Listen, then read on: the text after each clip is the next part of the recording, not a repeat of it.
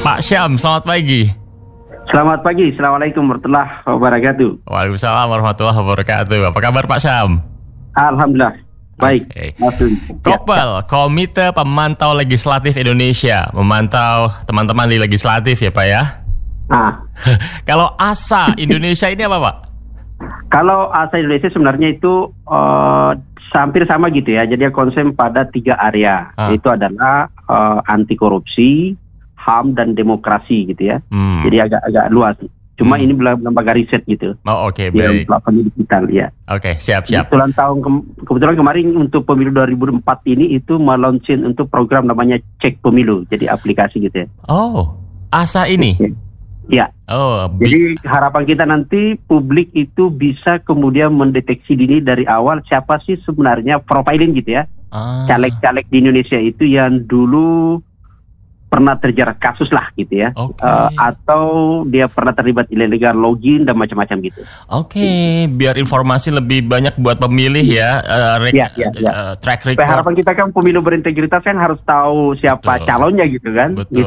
Jadi kalau kemudian ini kan kita akan memilih lahirnya sampai 574 untuk anggota di MPR nanti kan, dan itu posisinya harus kita kenal siapa dia, dari DPD-nya siapa, dari DPR-nya siapa gitu kan. Persis. Nah, kalau ujuk-ujuk masuk aja kan, ya lahirlah seperti sekarang ini yang kita alami, kinerjanya tidak seperti ini, lahir undang-undang yang banyak kemudian bisa membuat publik semakin dalam posisi yang tidak justru responsif gitu ya, tapi bahkan semakin mengeritkan gitu. Iya benar.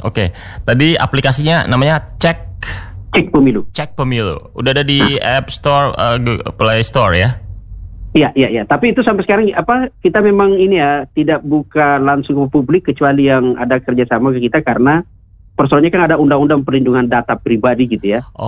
Ini jadi meskipun ini kita sudah dedikasikan, serahkan jadi gratis gitu ya ke penyelenggara pemilu, KPU dan Bawaslu, sisa menunggu teknikal untuk MOU-nya gitu. Siap. Jadi kita hibahkan gitu loh. Bukan untuk publik berarti. Ke publik, tapi melalui KPU dan Bawaslu, termasuk kepada teman-teman pemantau itu bisa kita ini gitu. Siap, baik. Pak Syam, sekarang kita ingin mendengar pandangan Anda soal politik biaya tinggi ya. Jadi PPATK baru-baru ini mencatat adanya aliran dana tindak pidana pencucian uang dari kegiatan ilegal tentu saja, yang ini diduga masuk dalam proses kontestasi pemilu. Gimana Pak Syam melihat ini? Iya, makasih Mas Udi. Saya pertama dulu ini ya, saya klarifikasi, orang memang selalu melihat pada posisi cost politik gitu ya. Jadi biaya politik yang tinggi, lalu kemudian seolah-olah itu menjustifikasi orang untuk kemudian berada pada pertarungan yang tidak pasti. Nah, bahkan dalam posisi lain ada banyak kemudian membawa narasi ini untuk kemudian udahlah kita kembalikan saja, misalnya kalau pilkada lewat DPRD saja, atau kemudian dalam pemilu legislatif kita kembalikan pada sistem proporsional tertutup gitu ya, karena alasan itu biaya politik yang tinggi. Padahal ada 2 hal yang harus sebenarnya harus dipisahkan secara tegas. Pertama adalah ada hal yang sangat berbeda, cost politik dengan kenakalan politisi. Cost politik bagi saya itu sangat rendah, dan kami pernah menulis soal itu gitu ya, hitung-hitungnya jelas, indikatornya jelas gitu ya, bahwa kalau dia cost politik itu sebenarnya bisa ditangani gitu ya, dengan sumber pendanaan yang jelas dari partai politik dan yang bersangkutan. Bahkan sebenarnya kenapa kemudian biaya bantuan partai politik, biaya bantuan pihak ketiga untuk politik itu dibatasi, karena kita sudah hitung betul bahwa dengan angka itu sudah bisa terpenuhi gitu ya. Nah, apa yang kemudian menjadi biaya politik itu menjadi mahal karena sesungguhnya menjadi liar. Jadi tidak dibedakan antara cost politik dengan kenakalan itu gitu ya. Itu yang membuat semuanya menjadi liar. Misalnya ada kandidat-kandidat yang menghalalkan secara cara, termasuk kandidat yang kemudian misalnya menggunakan mahar atau kemudian menggunakan money politik dan macam-macam gitu ya. Itu yang membuat semakin mahal dan uncontrol sebenarnya memang kalau itu dibiarin gitu ya. Itu sebenarnya. Jadi itu bagi saya adalah poin besar yang memang menjadi PR sekarang ini. Kita mendorong ada regulasi yang tegas untuk memisahkan yang mana sebenarnya cost politik dan mana uang kenakalan politisi. Karena kemudian ini menjadi entry point bagaimana teman-teman Bawaslu untuk kemudian melakukan kontrol pengawasan. Itu yang pertama. Nah, yang kedua berkaitan dengan pertanyaan soal PPATK gitu ya, yang kemudian mendapatkan aliran dana gitu ya. Menurut saya ada dua hal yang berbeda antara meskipun agak mirip gitu ya, antara kos politik dengan PPTK. PPTK sebenarnya adalah berada pada ranah untuk kemudian melakukan penelusuran, pemantauan secara dini gitu ya, transaksi dana yang mencurigakan gitu ya, yang dilakukan oleh orang-orang tertentu, baik pihak swasta, individu maupun pemerintah termasuk politisi untuk kepentingan tertentu. Nah, dalam pemilu ini kemudian sebenarnya PPTK memang kita harap, dan setiap pemilu PPTK terlibat untuk melakukan monitoring terhadap transaksi keuangan.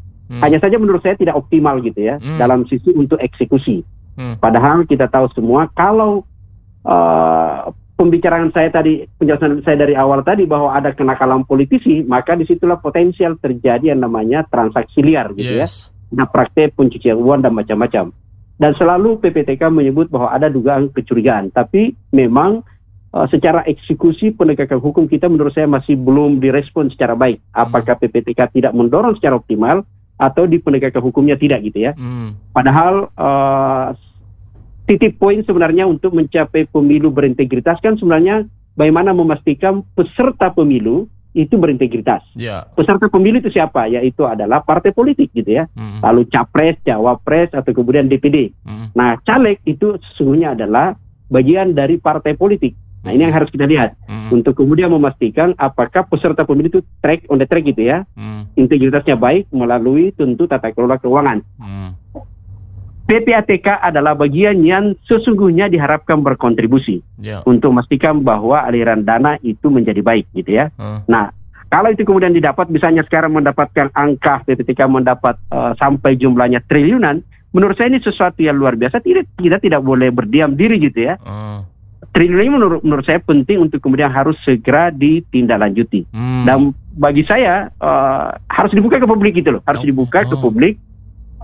Siapa sih sebenarnya aktor-aktor itu yang kemudian kan ketika kita berbicara politisi, ada aktor yang kemudian melakukan selama ini transaksi mengemplang pajak atau kemudian manipulasi illegal logging gitu ya, atau kemudian kan kalau dilihat di rapat Komisi 3 kan mereka menyebut tuh ada praktek misalnya mafia tambang gitu loh. Ada praktek kemudian misalnya bisnis tidak bertiga yang kemudian itu mereka kumpul lalu kemudian masuk ke aliran dana diduga gitu ya ke politisi untuk pemilu. Nah, bagi saya ini penting. Apakah itu kepada individu atau itu penting kepada partainya? Harus dipahami bahwa kalau kita cek di regulasi Undang-Undang Parpol gitu ya, Undang-Undang Parpol itu di tahun 2011 nomor 2 tahun 2011 yang di hasil amandemen dari nomor 8 gitu ya. Itu kita lihat apa sih sebenarnya yang bisa membuat argumentasi kita untuk membuarkan partai politik. Selain secara internal juga eksternal, yang tentu salah satunya adalah karena partai politik itu diduga terbukti itu kemudian menerima dana praktek pencucian uang. Termasuk dana dari teroris. Dan itu kemudian harus dibawa ke Mahkamah Konstitusi. Nah, bagi saya ini penting. Karena regulasi ada, lalu kemudian ada informasi terkonfirmasi dari PPTK, maka bagi saya ini jangan kemudian dianggap seolah-olah hanya statement biasa saja, lalu kemudian selesai dalam rapat kerja gitu ya. Tapi harusnya bagi saya adalah aparat penegak hukum itu penting untuk kemudian menaikkan sebagai bagian dari informasi yang harus ditelusuri lebih jauh. Karena kalau tidak, maka kita sudah belajar. Ada setiap pemilu PPTK itu bekerja. Dan kemudian mendapatkan, tapi apa eksekusi ending dari temuan itu kan tidak ada gitu loh. Tidak menjadi efek jera bagi publik. Maka bagi saya adalah ini karena sudah terkonfirmasi dalam dibahas dalam institusi negara, yaitu di Komisi 3 gitu ya. Maka tidak ada alasan bagi PPTK untuk melakukan upaya yang lebih jauh, mengkonfirmasi siapa saja, lalu kemudian menyerahkan kepada penegak hukum untuk segera naikkan derajat untuk ditelusuri lebih jauh dan diproses secara hukum gitu. Itu bagi saya gitu. Iya, sepertinya publik akan sepakat itu supaya lebih jelas ya siapa yang bermain gitu kan. Nah, PPATK ini tadi Anda mengatakan mungkin kurang mendorong atau memang ada faktor lain. Aturan tapi sudah ada jelas ya untuk bisa menyelesaikan masalah ini sehingga ada sanksi yang tegas misalnya. Sebenarnya ini kalau kita selalu berdebat pada posisi prosedural, hukum, memaknai secara formil saja, maka orang akan menyatakan bahwa ini kewenangannya hanya sekedar melakukan pencegahan, mendeteksi, lalu kemudian diserahkan ke penegak hukum gitu ya. Tapi kalau kita lihat pada posisi mandatirnya pembentukan PPATK melalui Undang-Undang Tindak Pidana Pencucian Uang, maka sesungguhnya memang secara dini mereka dimaknai bahwa institusi ini memiliki kewenangan yang begitu luas untuk melakukan pencegahan gitu ya dan pemberantasan tindak pidana korupsi. Dalam hal ini tindak pidana pencucian uang, Yang bahkan sebenarnya kan ancamannya itu kan jelas tuh. Itu bisa sampai 20 tahun kan, denda sampai 9 miliar. Jadi maksud saya adalah ini soal bagaimana konsistensi dan kemauan kuat. Setidaknya adalah tidak hanya membangun narasi saja kepada publik bahwa ada, kan PPATK bukan lembaga NGO gitu loh. Ini adalah lembaga negara yang memiliki kewenangan diatur dalam konstitusi, undang-undangnya jelas, maka kemudian menurut saya sisa bagaimana pola koordinasi antar lembaga penegak hukum yang lain untuk kemudian bisa kita lihat. Saya ingin kalau kita ke belakang gitu ya, coba kita lihat misalnya ada beberapa kasus itu kan sebenarnya diduga itu terlibat masuk dalam partai politik gitu ya. Coba kita ingat misalnya kasus iktp gitu ya, KTP elektronik itu kan jelas tuh. Ada dalam dakwaan itu selama persidangan kan terungkap bahwa ada beberapa aliran dana dipakai untuk kegiatan parpol gitu ya. Nah itu kan berhenti gitu lah. Lalu kemudian misalnya ada beberapa kasus Hambala. Lalu kemudian ada kasus misalnya ya di daerah saya lah di Sulawesi Selatan gitu. Ada kemudian gubernurnya ditangkap gitu ya. Tapi kemudian dalam proses persidangan pada saat pemilu kan tidak terungkap tuh. Tapi kemudian pada saat proses di KPK terungkap bahwa ada transaksi yang sebenarnya diduga tidak sesuai mekanismenya gitu loh. Nah, menurut saya adalah poin-poin ini jangan sampai kemudian itu terulang karena kemudian pola kerja teman-teman di PPATK dan koordinasinya dengan penegak hukum menjadi lemah. Harapan kami bahwa pemilu 2024 itu tidak terjadi lagi. Caranya adalah apa yang ditemukan sekarang triliunan jumlahnya itu tidak hanya menjadi narasi biasa saja, tapi harus segera ada aksi nyata. PPATK segera berkoordinasi dengan lembaga penegak hukum lain untuk menaikkan sebagai bagian dari proses untuk perlu dilakukan penegakan hukum gitu. Siap. Kita dapat satu poin nih dari penjelasan Pak Sam soal bagaimana PPATK bisa, kita banyak berharap kalau begitu ya dari PPATK untuk bisa melaksanakan betul-betul mandatory yang dibebankan atau ada di pundak mereka ini, Pak Sam. Jadi sorry Mas. Kan diskusi kisah narasi yang selama banyak dibangun di publik itu kan ada oligarki, ada mahar, atau sederhananya ada mahar politik, ada money politik dan macam-macam. Yang bisa melakukan mendeteksi transaksi itu adalah sesungguhnya setidak-tidaknya sekarang ini tuh PPATK. Maka harapan kita lembaga PPATK berkontribusi pada upaya untuk melahirkan pemilu berintegritas. Itu penting, meskipun memang PPATK tidak hanya dibentuk untuk itu gitu loh. Tapi dalam konteks untuk pemilu bagi saya itu penting mereka mengambil bagian untuk berkontribusi. Dan mereka sudah ada MOU sama penyelenggara pemilu gitu kan. Tapi sekali lagi mekanisme kerja mereka menurut saya harus dinaikkan bahwa ini adalah upaya yang serius. Bukan sekedar menginformasi ada dicurigai, ada ini gitu loh. Tapi kan dua cara tuh di PPATK ya. Kalau itu misalnya transaksinya dianggap sesuatu yang simple, yang biasa, tapi dicurigai, maka mereka bisa menganalisis sendiri. Tapi kalau kemudian yang jelimet, misalnya ada berbagai transaksi yang melibatkan berbagai aktor, bahkan dari luar, maka itu kan bisa mengundang berbagai pihak, termasuk yang bersangkutan, untuk mengklarifikasi. Nah ini penting gitu ya, untuk memastikan apakah duit itu halal atau tidak halal gitu loh. Siap. Baik, kita kalau begitu betul-betul menunggu sepak terjang PPATK yang lebih greget lah, kira-kira begitu Pak Syam. Baik. Nah, kalau sekarang kita bicara soal biaya politik ya, menarik nih. Tadi kita dapat beberapa poin tambahan. Publik mesti tahu, kita harus ngerti ada cost politik yang memang dibutuhkan sama kenakalan politik. Yang disebut cost politik itu ya memang dibutuhkan. Apa saja mungkin bisa dibantu dijelaskan Pak Syam?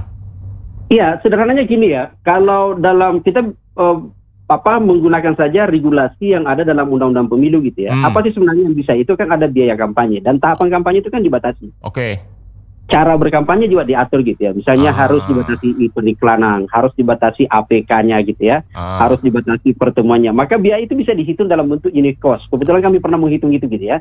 Unit cost per daerah itu bisa kita hitung bahwa satu calon itu misalnya, dan itu bagus sebenarnya. Pemilu 2019 teman-teman KPU, Bawaslu itu sudah duduk bersama dan kemudian menghitung biaya kampanye yang diajukan kandidat bila melebihi dari estimate unit cost, maka itu bisa dinyatakan Anda tidak boleh melebihi biaya ini. Karena ingin menempatkan bahwa kandidat itu setara. Jadi poin penting dalam sebuah kompetisi itu kan kesetaraan gitu loh. Nah, kesetaraan itulah yang kemudian membatasi jumlah sumbangan, membatasi jumlah dana kampanye dan macam-macam di situ. Itu poin besar gitu ya. Nah, yang kemudian menjadi liar yang saya sebut tadi adalah uang kenakalan di luar undang-undang itu mereka melakukan akselerasi. Misalnya gini. Ini yang saya sebut menyatakan biasanya ada mahar atau kemudian ada dukungan-sokongan dari tersembunyi gitu ya. Yang tadi PPTK penting masuk. Dulu memang pada era pemilu 2004, 2009 gitu ya, atau masuk bergeser 2014 sudah mulai bergeser. Praktek untuk money politik itu sebenarnya memang masih konvensional. Kandidat lalu kemudian berbagi-bagi amplop, ya orang menyebut serangan pajar gitu ya. Tapi sekarang ini tipologi money politik bukan di situ lagi. Ada selain menggunakan IT juga adalah aktor yang terlibat tidak langsung kandidat. Bisa saja pihak ketiga. Yaitu adalah kalau di 2019 banyak menggunakan aktor relawan dan macam-macam kan yang disebut ikut bertanggung jawab secara hukum dalam pemilu adalah yang terdaftar sebagai tim kampanye yang melakukan eksekusi money politik yang tidak ada namanya dalam daftar tim kampanye gitu kan. Tapi itu dulu 2019. Nah, sekarang ini tipologi yang muncul dari studi teman-teman di Kopel gitu ya, itu melihat bahwa sesungguhnya ada kecenderungan untuk melakukan mobilisasi gerakan di bawah itu sudah menggunakan pihak ketiga gitu. Jadi kandidatnya sisa datang seolah-olah menjadi itu bersih gitu ya, suci, tapi kemudian aktor di belakangnya bahkan bisa menggunakan instrumen-instrumen modal di perusahaannya alasan untuk kemudian bakti sosial, tapi sudah menitip pesan-pesan tertentu. Nah, ini yang harus dilihat sebenarnya adalah upaya yang serius. Maka saya selalu menyebut sebenarnya ada dua hal ya, selain PPATK tadi, PR besar itu di Badan Pengawas Pemilu. Saya jujur selalu memberi masukan ke berharap betul teman-teman di Bawaslu dengan tenaga yang sangat terbatas, waktu yang mepet, regulasi tidak terlalu menunjang gitu ya. Tapi ada cara sebenarnya mengantisipasi ini. Kita lihat misalnya gitu ya, saya selalu mengingatkan teman-teman Bawaslu jangan terjebak di masa minggu tenang itu atau di masa kampanye itu sibuk ngurusin APK gitu ya. Alat peraga dan macam-macam. Udahlah, itu penting diawasi, tapi bisa di take over, bisa dikerjasamakan pihak lain gitu. Misalnya dengan Satpol PP dan macam-macam gitu ya. Tapi harusnya melihat pada pendekatan daya rusak yang ditimbulkan atas pelanggaran itu. Misalnya, kalau ternyata itu adalah money politik, gimana? Kan itu rusak betul gitu kan? Daya rusaknya tinggi. Atau ada soal bagaimana mobilisasi aparatur sipil negara gitu kan? Netralitas gitu. Itu penting semua kita lihat.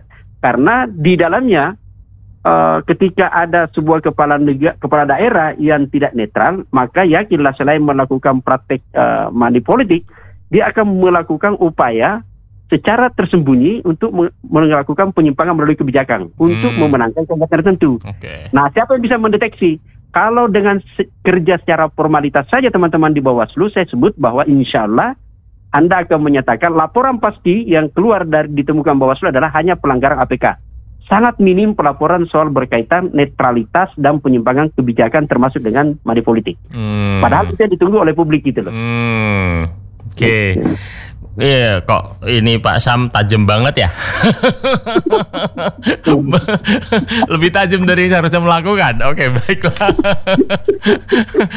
Oke, Pak Sam, itu tadi kita udah ngobrol tentang bagaimana kita bisa menekan lah ya permasalahan biaya politik dari luar kan ya, eksternal ya, PPATK, Bawaslu gitu. Tapi ada yang bilang, saya ngobrol sama teman-teman pemerhati atau pengamat politik gitu, di hulunya memang di partai politik gitu. Gimana menurut Anda? Iya, partai politiknya saya sebut tadi itu PPTK. Kalau PPTK berani mengumumkan duit yang disebut triliun itu masuk di partai politik, maka insya Allah partai politiknya langsung dibubarin. Maksud saya integritas dari partai politik sebagai pilar utama demokrasi, mereka harus menjaga marwahnya dan menjaga. Saya menyebut bahwa partai politik itu laboratorium demokrasi. Orang mau kepingin jadi presiden, kepingin menjadi pejabat publik, itu melalui partai politik. Jadi anggota DPR harus melalui partai politik kan gitu. Kalau tidak melalui partai politik, penyelundup gitu. Tapi maksud saya gini, kalau kita hanya berharap partai politik akan berbuat baik, iya penting gitu ya, untuk menata tata kelola partai politik, transparansi keuangan, bagaimana mereka ada punya kode etik dan macam-macam. Yep. Tapi ada yang disebut itu sesungguhnya adalah hukum itu dibentuk apa sih? Salah satunya adalah upaya memaksa institusi itu untuk berbuat lebih berintegritas. Upaya memaksa itu adalah selain undang-undang partai politik, ada pihak lain, institusi lain yang kemudian dalam hal penegakan hukumnya, yaitu adalah PPTK, lalu kemudian Mahkamah Konstitusi. Nah, maksud saya adalah partai-partai politik yang memang betul terlibat menggunakan dana hasil pencucian uang gitu ya, money laundering, lalu kemudian ada praktek hasil dari terorisme, maka tidak ada alasan untuk mereka dipertahankan. Dia harus dibubarin gitu loh. Sayang sekali memang, karena kita bicara sistem ya, sayang sekali mekanisme verifikasi faktual yang dilakukan sekarang ini, undang-undang kita tidak menjamin. Verifikasi faktual untuk peserta pemilu itu hanya berada pada administrasi. Apakah kepengurusannya lengkap atau tidak, itu pun dimanipulasi gitu kan. Nah, padahal harusnya saya selalu menyebut bahwa verifikasi faktual oleh partai politik adalah selain peserta pemilu, selain jumlah kepengurusan, kader, yang menjadi penting adalah itu melakukan verifikasi terhadap tata kelola keuangan partai politik. Kenapa itu penting? Karena partai politik adalah institusi publik yang selama ini mengelola uang negara. Jangan dikira gitu loh. Mas Doni kalau ikut pemilu 2019 kemarin mencoblos salah satu partai dan partai itu lolos pada pemilu, insya Allah Mas Doni selain menyumbang suara juga menyumbang berkontribusi duit. Karena satu suara itu dihitung dalam bentuk duit. Kalau dia dari pusat dia mendapatkan 1.000, kalau dia dari provinsi tergantung provinsinya, rata-rata ada yang menilai sampai lebih 10.000. Kabupaten dapat lagi gitu loh. Jadi hak publik untuk sesungguhnya mendapatkan informasi apakah partai politik itu dikelola secara baik atau tidak. Sayang sekali, secara formil itu ada hasil audit, tapi lembaran hasil auditnya tidak pernah dipublikasi dan KPU tidak pernah membuka. Jangankan ke publik, ke Bawaslu saja susah gitu loh dapat gitu. Nah itu ruang-ruang itu tidak pernah, kita tidak memiliki kemauan kuat untuk keluar dari kota untuk kepentingan publik gitu ya. Selalu menyebut ini kan ranah aturannya, tidak ada yang memaksa KPU untuk bisa membuka. Padahal kan tidak ada larangan untuk Anda buka gitu loh. Ini yang logika-logika itu ya. Nah, bagi saya, karena daripada berdebat soal kewenangan KPU Bawaslu, ada PPTK. PPTK mendapatkan informasi aliran dana itu. Gitu. Berarti soal parpol ini memang kita nggak pernah berhenti berharap mereka memperbaiki diri untuk memperbaiki integritas dan lain-lain sebagainya. Tapi ada juga hal yang efektif bisa dilakukan dari luar ya, menekan dengan penegakan hukum tadi, Pak Syam. Siap. Pak Syam, terima kasih berbagi pandangan di Radio Idola Semarang. Makasih. Sorry, mohon maaf. Salam untuk semua. Sampai jumpa ya. Demikian peneliti senior di Komite Pemantau Legislatif atau KOPEL Indonesia dan juga Ketua ASA Indonesia, Samsudin Alimsyah.